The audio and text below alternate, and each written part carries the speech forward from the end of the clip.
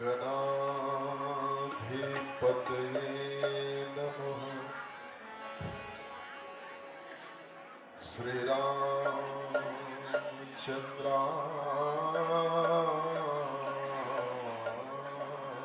नमः।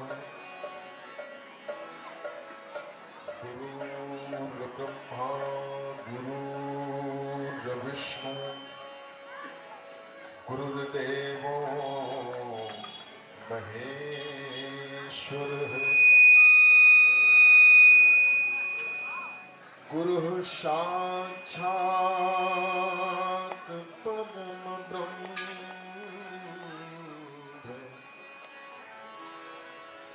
तस्मै श्री गुरुवे नमः। तस्मै श्री गुरुवे नमः।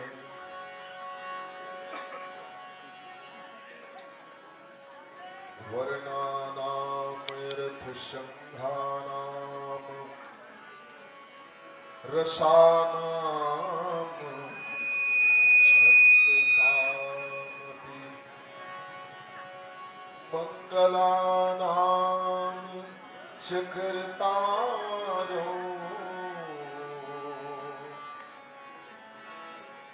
वन्दे वाणी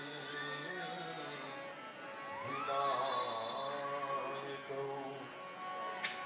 वन्दे वाणी विनायकौ।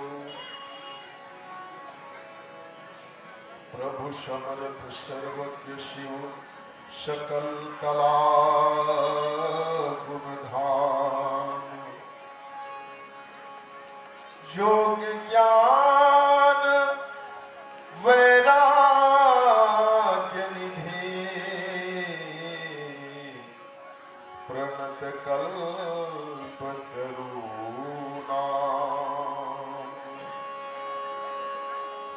प्रणत कल्पतरूणाम।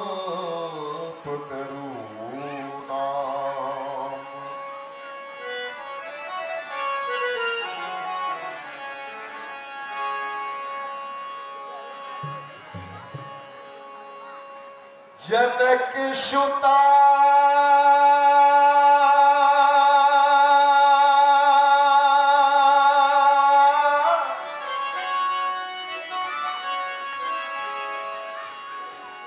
जग जननी जानकी।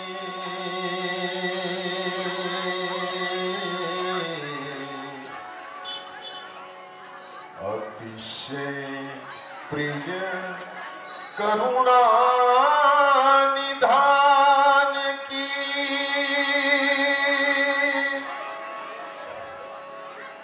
ताके जुग पद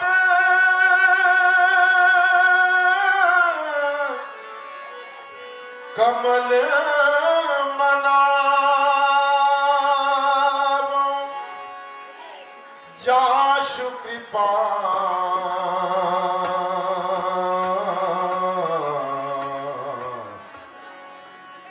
निर्मल मति पावो। जासु कृपा निर्मल मति पावो। ओ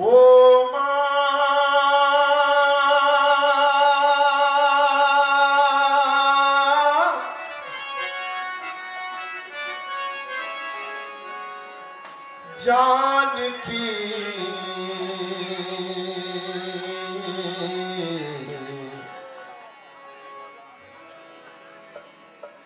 जानकी जीवन की बंसी हो।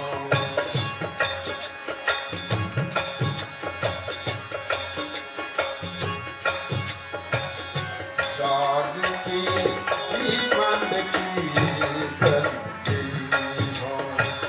जानकी जीवन की बंसी हो।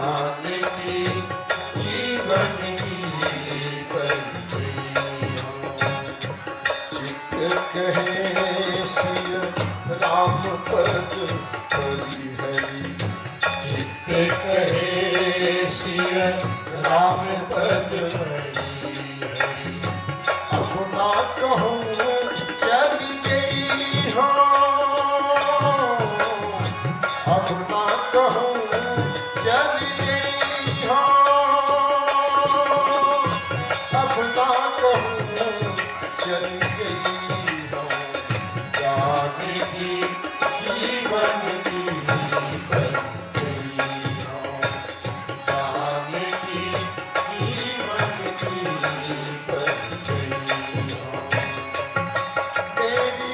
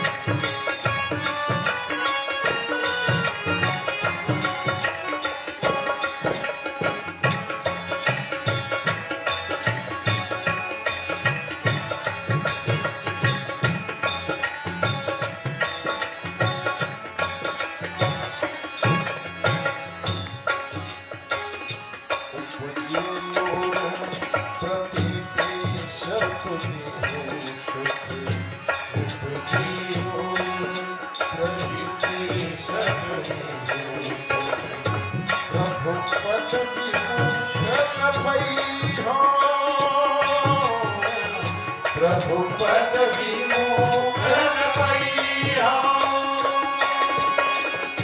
तुम समेत या मन के पासी तुम समेत या मन के पासी ये सिखावत गई जानकी जीवन की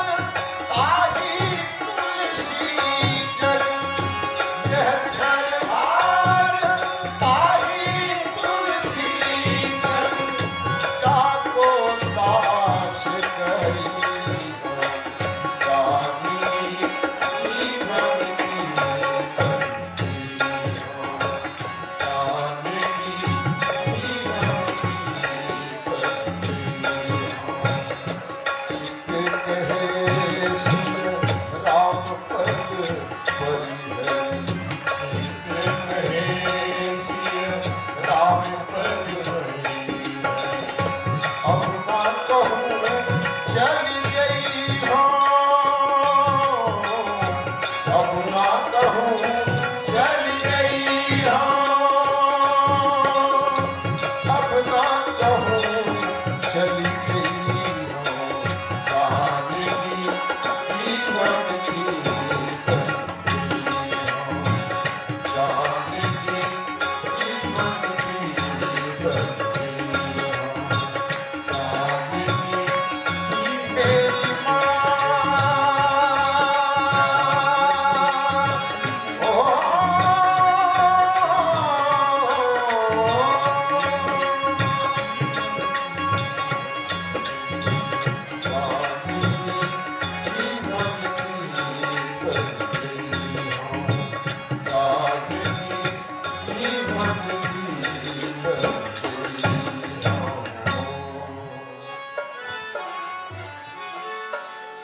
सियावर रामचंद्र की जय।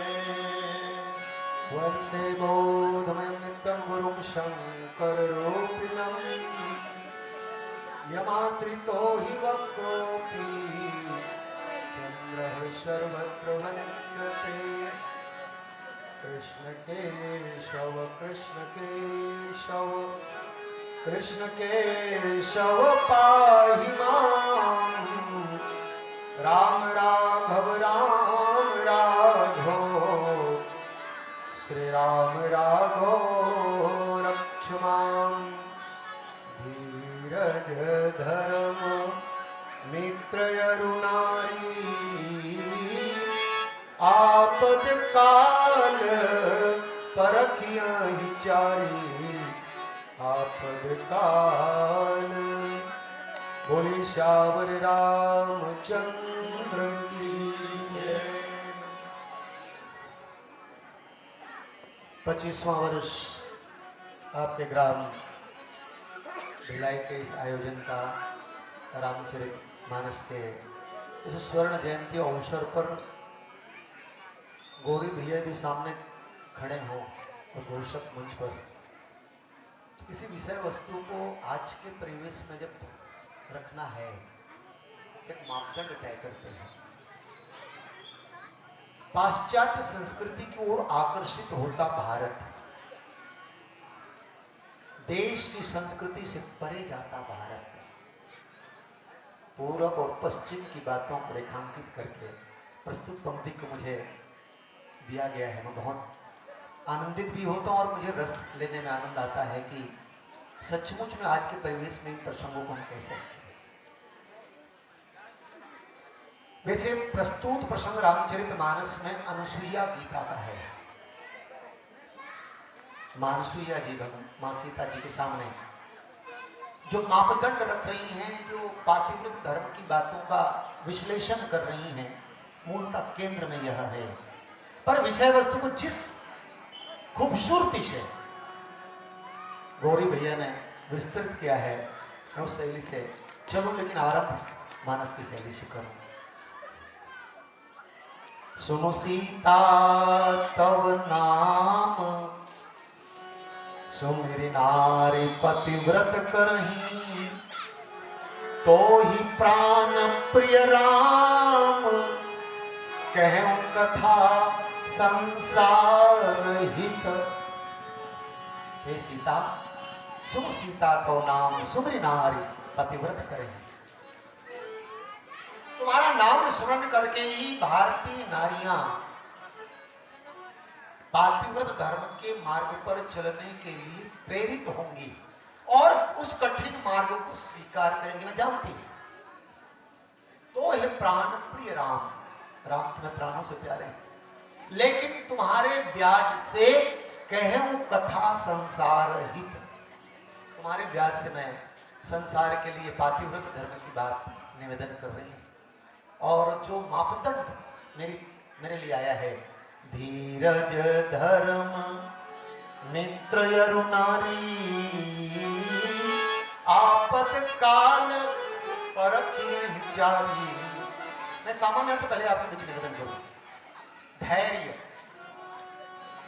और दूसरा शब्द है धर्म, धीरज धर्म, तीसरा मित्र और चौथा नारी। 4 मापदंड है जिनकी परीक्षा आपद काल परखियाहि चारी। आपत्ति काल में चारों की परीक्षा होती है, लेकिन मापदंड गौरी भैया का। एक खूबसूरत युवती स्क्रीन पर 50 पैसे में मुझसे बात करो यदि कह रही हो तो युवक का धैर्य ही परीक्षा के काबिल है साहब। युवक का धैर्य ही परीक्षा के काबिल है साहब। मैं इससे चालू यहां से करना चाहता हूं धीरज। आपने देखा होगा जब सचिन तेंदुलकर साहब बैटिंग कर रहे हो तो कितनी खूबसूरत युवतियां पोस्टर लेकर के खड़ी होती रही हैं, स्क्रीन में देखते रहे, विल यू मैरी मी, क्या आप मुझसे शादी करोगे? अब आप ये बताइए कि क्या मेरे भारत की बेटियां, मेरी बहनें, मेरी माएं इतनी पाश्चात्य का अंधानुकरण में चली गई हैं को सीधा डिक्लेयर करें विल यू मैरी मी। तो भगनी निवेदिता जब भारत आ जाए, भगनी निवेदिता में पाश्चात्य से दोनों का मिश्रण दिया है गौरी भैया ने। भगनी निवेदिता भारत में आकर भारत के उत्थान के लिए एक विदेशी महिला जब संस्कार की साला लगाती हो, तो क्यों मेरी बहनें, मेरी बहन, मेरे देश की युवतियां या महिलाएं इससे अनुकरण करके स्वीकारती नहीं है। भारत सारे मामलों में सोना है, सारे मामलों में सोना है। सारा विदेशी संस्कृति भारत की संस्कृति से आकर्षित है। जब एक व्यक्ति अपना 50वां सालगिरह मना रहा होता है, एक व्यक्ति अपना 50वां सालगिरह मना रहा होता है, तो विदेश की युवतियां, विदेश की महिलाएं, विदेश के लोग कहते हैं एक महिला के साथ 50। क्यों? जहां पर 2 साल 4 साल में ही बदलने की परंपरा हो। धीरज धर्म, कितना धैर्य, बोले 50 वर्षों से उस पति के साथ। अच्छा बात देखेंगे आप, पत्नी से बेहतर पति को कोई जानता ही नहीं। पत्नी से बेहतर पति को कोई दूसरा जानता ही नहीं है। वो गुस्सैल है, क्या है, कैसा है, सब पत्नी जानती है। अच्छा बात देखेंगे, इतने गुस्सैल पति को भी जो 50 सालों से धीरज के साथ झेल रही हो, क्यों ना दाम्पत्य जीवन चल जाएगा यार। पर माफ करेगा, वन साइडेड नहीं बोलूंगा, 2 साइड दे दिए मुझे गौरी भैया। वैसे पति भी जानता है पत्नी कितनी गुस्सैल है, क्या क्या है। पत्नी भी कितनी गुस्सैल है, क्या क्या है, और कितनी पति जब भी बिंदा है यार, तो पत्नी के बानों से बिंदा है साहब। उससे ज्यादा मान कहीं पड़े ही नहीं। मुझे तो लगता है बुजुर्ग लोग भी अच्छा जानते हैं, और जो मैरिड हैं वो बेहतर जानते होंगे कि सचमुच में पत्नी पीड़ित संस्था बनाई जाए तो शायद ऐसा कोई होगा जो पत्नी पीड़ित संस्था से परे चला जाए। इसलिए धीरज, जान लीजिएगा, हमारे दाम्पत्य जीवन की धुरी, हमारे पारिवारिक जीवन की धुरी धैर्य है। और मुझे कभी कभी लगता है धैर्य की आवश्यकता तो पुरुषों में अधिक है। क्यों?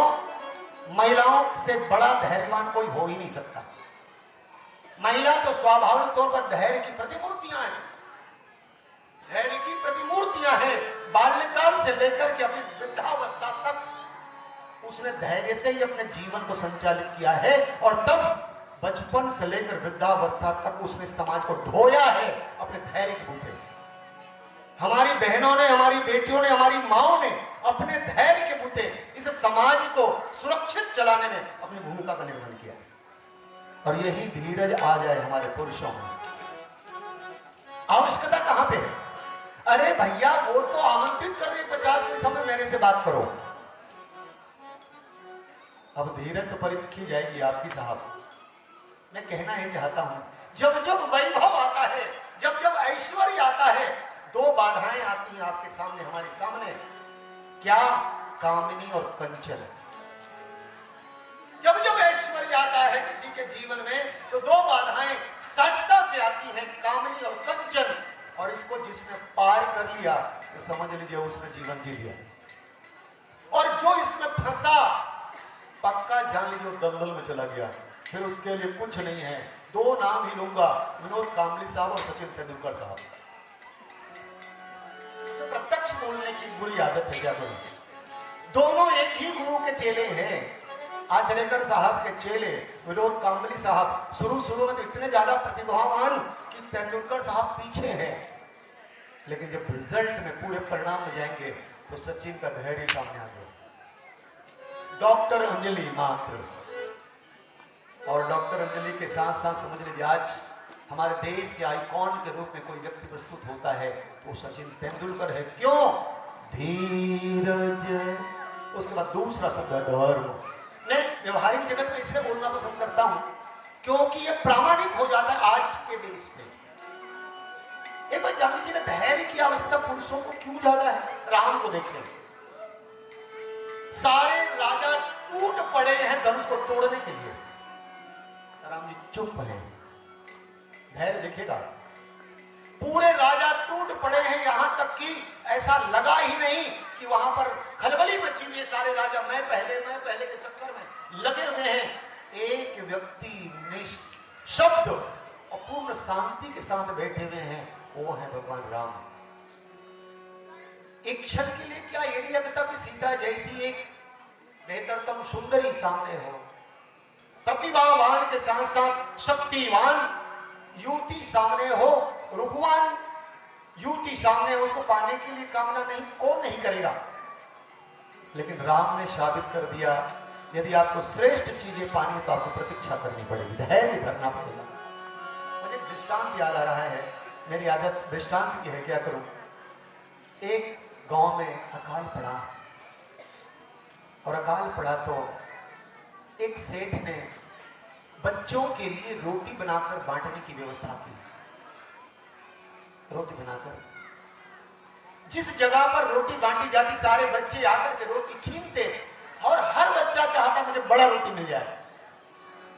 एक बच्ची ने इतनी सीधी और सरल थी, कभी उसने छीनना पसंद नहीं किया। सबसे आखिरी में जो रोटी, थोड़ी मुड़ी जली रोटी, सबसे छोटी रोटी बच जाए, ले लेती। सारे वितरकों ने एक दिन सेठ जी को सूचना दी, सर हम यहाँ पे बांटते हैं, पर एक बेटी ऐसा हमने पाया, हम रोज जाते हैं कितने सारी रोटियों को लेकर, लेकिन एक बेटी हमने ऐसा पाया जो कभी छीनने में विश्वास नहीं करी, सबसे अंतिम तक प्रतीक्षा करी, कभी मिला कभी नहीं भी मिला,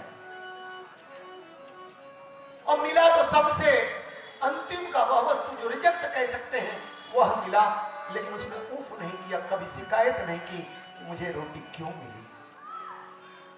और तब सेठ जी ने कहा, एक काम करना बेटा, आज जो सबसे छोटी रोटी बने उसमें मोती भर देना, जो सबसे छोटी रोटी बने उसमें मोती भर देना। सेवकों ने मोतियां भर दी छोटी रोटी में, सारा रोटी बांटने के लिए फिर लाया गया। बच्चों ने लूट मचाई, लूट के बाद सारी रोटी बट गई, सबसे छोटी रोटी बची। वो बेटी आई, उसने कहा, अंकल मुझे दे दो, ये रोटी शायद मेरे लिए है। रोटी ली, और रोटी लेकर के जैसे ही आई, रोटी को खाने के लिए जैसे ही तोड़ा, मनी मानी के गिर पड़े। मनी मानी के गिरे तो वह रोटी खाई नहीं, वैसे ही तोड़ी हुई रोटी और मुनि माणिक्यों को इकट्ठा कर सेवकों के पास आई। उन्होंने कहा, मुझे माफ करिएगा, सायाजाद धोखे से रोटी मनी माणिक्य के जगह में आटा सानी गई है, और जो मनी माणिक्य इस रोटी में गीले आटे में लग गए, वो इस रोटी में आ गई है, ये मेरे हक का नहीं है। इस रोटी को और इस मनी माणिक्य को हम वापस करने आए हैं। सेवकों की आंखें भर आई, सेवकों की आंखें भर आई। उन्होंने कहा, नहीं बेटा ये तेरा है। और तब उसने कहा कि नहीं नहीं, ये मेरा नहीं हो सकता, मेरा किस्मत इतना बुलंद है ही नहीं, मैं तो साधारण सी बालिका हूं और मेरा किस्मत इतना बुलंद हो नहीं सकता। मेरे किस्मत की सूखी रोटी, मेरे किस्मत की जली रोटी, मेरे किस्मत की छोटी रोटी, पर मेरे किस्मत में ये मनी माणिक्य की रोटी ना। जाकर सेठ के पास में सूचना दी गई। सेठ ने कहा, नहीं बेटा ये तेरा है। उसने कहा, ना ना, ये मेरा हो ही नहीं सकता, मैं मान ही नहीं सकती। क्यों? क्योंकि मेरे किस्मत में जो है वही मुझे मिलना चाहिए। मुझे भूख की बात नहीं, मुझे अपनी किस्मत की बात है। कहते हैं उस सेठ के कोई संतानें नहीं थी, और उस सेठ ने कहा, बेटा आज मैं घोषणा करता हूं, तू मेरी बेटी। धीरज, धैर्य हो, पुरुष में धैर्य आ जाए, परिणाम क्या होगा आप जानते हैं। 500 साल से धैर्य पकड़े हुए आप हो, 500 साल से धैर्य। सनातनी भाइयों आपको बधाई हो, 500 सालों की प्रतीक्षा धीरज की कल पूरी होने वाली है साहब। और एक बात जान लीजिए, प्रतीक्षा जितनी लंबी होगी स्वाद उतना ही बेहतर होगा साहब। स्वाद क्यों? प्रतीक्षा को हम कह सकते हैं जैसे मान लो कोई फल फला, हल्दी मीठा नहीं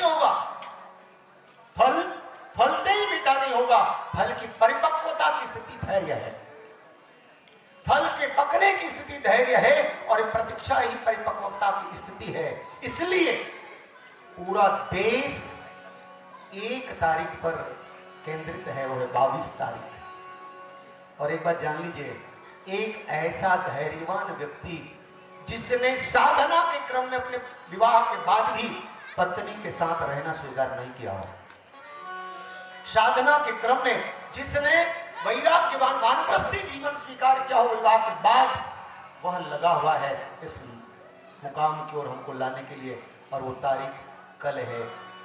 आपने कहा गंगा जल से महंगा तो मिनरल जल है। एक बात जान लीजिए, माना कि मिनरल जल लाख महंगा है, पर जब भी विशुद्धता और पवित्रता की बात आएगी, मिनरल आ ही नहीं सकता साहब।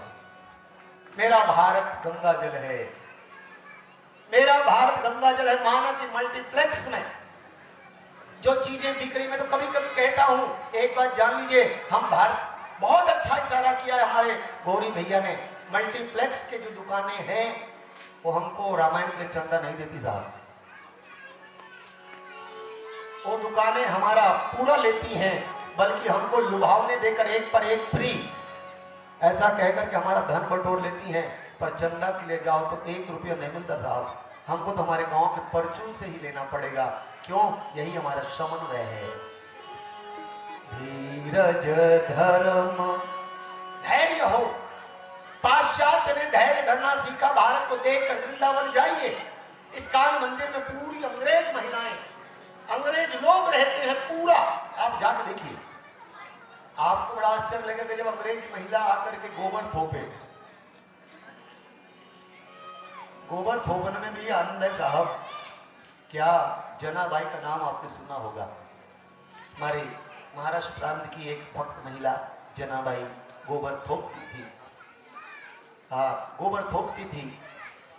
और गोबर थोपते समझ लीजिए कुछ दिन बाद गोबर के कंडे थापती थी, कंडे चोरी होने लगे। और तब उस जनाबाई ने नामदेव से कहा, महाराज मेरे कंडे चोरी हो रहे हैं। मैं भारत की बात कर रहा हूं, धैर्य की बात कर रहा हूं, संस्कृति की बात कर रहा हूं, गौर करेंगे आप।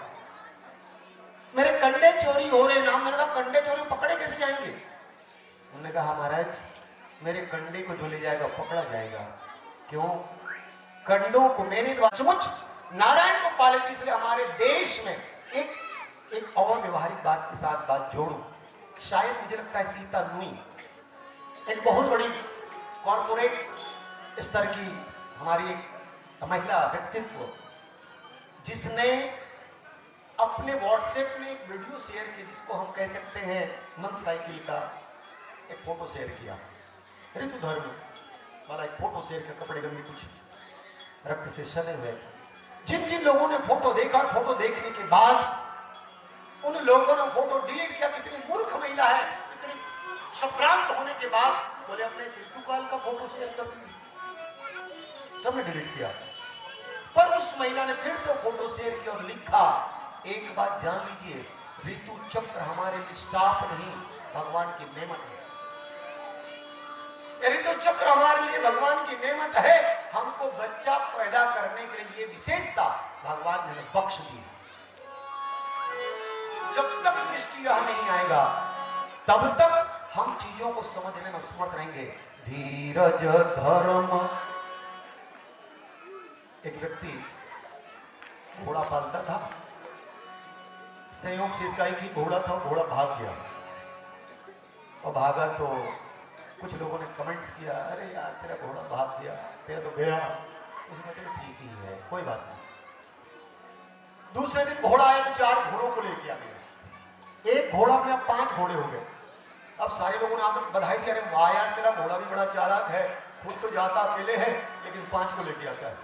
देख तू कितना किस्मतवान है। कल क्या कह रहे थे लोग, तू कितना बदकिस्मत है, तेरा घोड़ा भाग गया। अब कहे तू कितना किस्मतवान है, तेरा घोड़ा 5 घोड़ों को ले आया। इसी में से एक घोड़े में इसका बेटा बैठा, जवान बेटा। जवान बेटा बैठा तो ये घोड़ा ने उस जवान बेटे को पटक दिया, पांव टूट गया। पांव टूट गया तो सबने कहा अरे यार 5 घोड़ा आया तो कितना खराब, देख तेरे बेटे की पांव तोड़ दी। इतने में आतंकवादी संगठनों ने युवाओं का भर्ती का अभियान इसी गांव में लगाया था। सब युवाओं को भर्ती करनी है, सारे घर के युवा भर्ती करने के। जो शिकायत थे उनके बेटे जबरन खींच के ले जाएंगे। एक ही बेटा छूटा जिसका पांव टूटा था, क्यों लंगड़ा ले जाके करेंगे क्या? और लंगड़ा छूटा तो बेटों को खोने के बाद सब बाप ने आकर इसको कहा तेरा घोड़ा भी बहुत अच्छा है यार कि तेरे बेटे को छुड़वा गया। धीरज, आप धैर्य के साथ उसकी विशेषता को गौर करें, पक्का जान लीजिए आप कुछ न कुछ विशेष करने वाले हैं। उसके बाद धर्म, यही धर्म और धर्म, एक बात जान लीजिए, धर्म तो बहुत बड़ी बात है। धर्माभास में हम जीने की कोशिश कर रहे हैं। बहुत मीठे भाव से कहूं, आदरणीय चंपत राय साहब ने 1 नवंबर 2023 को हमारे गुरुधाम के आश्रम में आखिरी दिन शिरकत किया और एक बात उस दिन कही थी, आप 22 तारीख को अवध न आए। मैं बहुत गंभीर हूं ना, धर्म की बात करनी है मुझे। आप 22 तारीख को अवध न आए, माना अवध में रामलला 22 तारीख को प्रतिष्ठित होंगे, पर आपको एक काम करना है, अपने गांव के मंदिर में सफाई करनी है, गांव के मंदिर में जाकर भजन गाने हैं। मुझे इसमें जो बहुत अच्छा लगा वो ये, इस बहाने तुम्हारे गांव का मंदिर साफ हो जाएगा, इस बहाने तुम्हारे गांव में भजन कीर्तन आयोजन हो जाएगा। वो भगवान तो सारे लोगों से आविष्टित रहेंगे, तुम्हारे कोने का भगवान भी आनंदित हो जाएगा। धीरज धर्म, ये धर्म है हमारा। उसके बाद तीसरा शब्द है मित्र और नारी। एक भजन गाते फिर गौर करते, शायद वो भी पूरा हो, मैं दावा नहीं करता।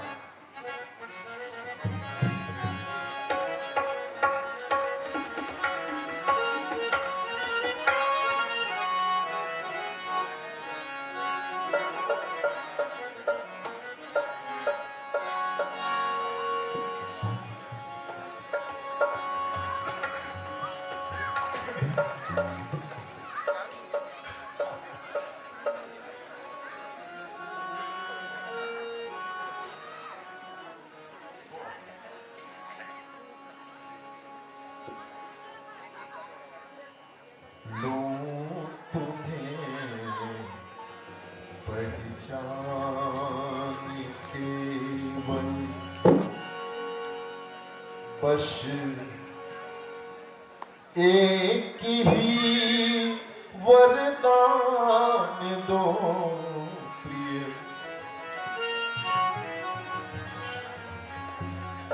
लूं तुम्हें पहचान केवल।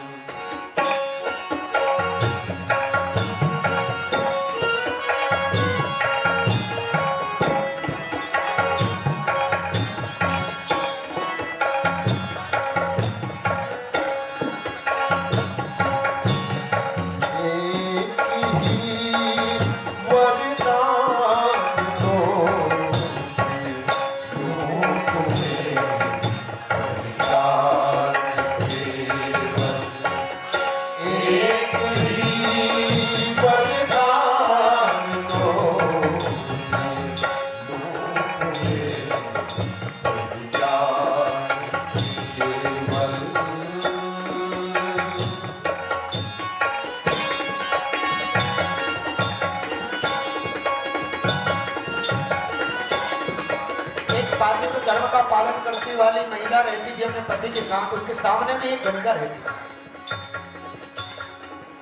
अपने पति की सेवा करती हुई यह पत्नी, लेकिन सामने में जो गणिका रहती थी, ध्यान गणिका क्यों चला जाता था? वह गणिका अपने कार्य का निष्पादन तो करती थी, लेकिन उसका ध्यान सदा पातिव्रत धर्म का पालन करते उस महिला की ओर। दो संस्कृति आपने कही, पाश्चात्य और पूर्व, दोनों का ही निवारण यहाँ पे आएगा। वह गणिका पातिव्रत धर्म का पालन करने वाली महिला पर ध्यान रखती, माना कि अपने धर्म का पालन करती गणिका धर्म का, लेकिन निरंतर ध्यान रखती इस पातिव्रत धर्म का पालन करती हुई, सेवा करती हुई इस महिला का। संयोग से दोनों की मौत हुई। यमराज के पास लाए गए। यमराज ने जानकारी ली चित्रगुप्त से। चित्रगुप्त से कहा क्या? बोले महाराज ये पत्नी जो है पति की सेवा करती रही है, इसके ये कार्य है। यमराज ने कहा बोले पत्नी जो पति की सेवा करती रही है, पर मैं तुम्हें कहना चाहता हूं इसको नरक भेज दो। ये पातिव्रत धर्म का पालन करती रही है और इसे नरक भेज दो। अब गणिका को लाया गया महाराज, ये उसी के सामने रहने वाली गणिका है और इसका धर्म तो आप बखूबी समझ सकते हैं। और तब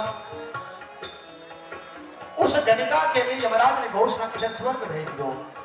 अब तो पातिव्रत धर्म का पालन करने वाली महिला रुष्ट हो गई। उसने यमराज से कहा, महाराज क्या करते हो, माफ करिएगा, मैं आज कहने को चूकूंगी नहीं। मैंने जीवन भर में पति की सेवा की है, मुझे आप नरक भेज रहे हैं, लेकिन यह पतिता जिसे आप स्वर्ग भेज रहे हैं, मैं समझ नहीं पा रही हूं ऐसा क्यों। और तब वो गहरा भाव सामने आ गया। माना तूने पति की सेवा की है, पति की सेवा करते हुए तेरा ध्यान सदा इस गणिका की ओर रहता और तू बस यही सोचती, देखो कितने लोग आते जाते रहे, सबके साथ लगी हुई है। तेरा ध्यान पति की सेवा करते हुए और पर पतियों की ओर स्वाभाविक चला जाता रहा है, इसलिए तेरे चिंतन में परपति आए हैं। माना तो पातिव्रत धर्म का पालन करती थी, लेकिन मार्ग तुम्हारा कुछ अलग ही था।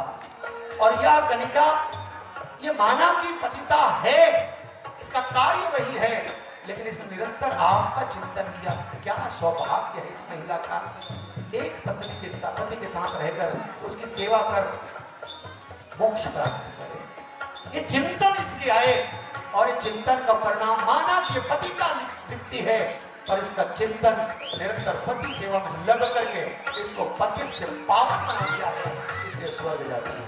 मतलब क्या, मेरा भारत यदि पाश्चात्य की ओर आकर्षित होता रहा तो पाश्चात्य की ओर आकर्षित होने वाला भारत धर्म गुरु नहीं बन सकता, विश्व गुरु नहीं बन सकता। हमारी और आप सबकी भूमिका है, हमें भारतीय संस्कृति को जीवित रखने के लिए सनातन की विशेषताओं को अपने जीवन में स्वीकार करना होगा। और इसके लिए ही रामचरित आचरण संहिता है, जिसका पाठ गांव-गांव होता है, लोग पढ़ते हैं और लोग पढ़ करके बस करना बाकी है।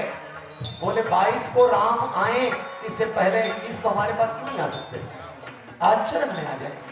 हम राम को आचरण में हमारे घर ले आए, पक्का जान लीजिए आचरण जब सुधर जाएगा, पाश्चात्य हमें आकर्षित नहीं कर पाएगा, और तब गौरी शंकर भैया का प्रश्न अपने आप समाधित हो जाएगा। भारत भारत रहेगा, यहाँ के लोग रहेंगे, और हमारी बराबरी कोई पाश्चात्य कर ही नहीं सकता। लेकिन इसके लिए हमें चारों चीज स्वीकार करनी पड़ेगी, धीरज, धर्म, मित्र और नारी। क्यों? क्योंकि इसी की परीक्षा होती है, आपद काल परखियन। चारी इन्हीं भाव के साथ भजन गाते हुए आपसे विदा लें।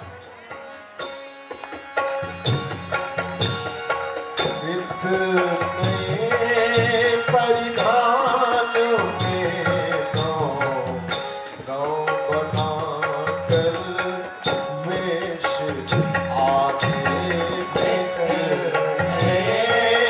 परिधान में गाँव बना कर वेश आते कभी दीपक राग के स्वर, कभी मेघ मल्हार गाते, कभी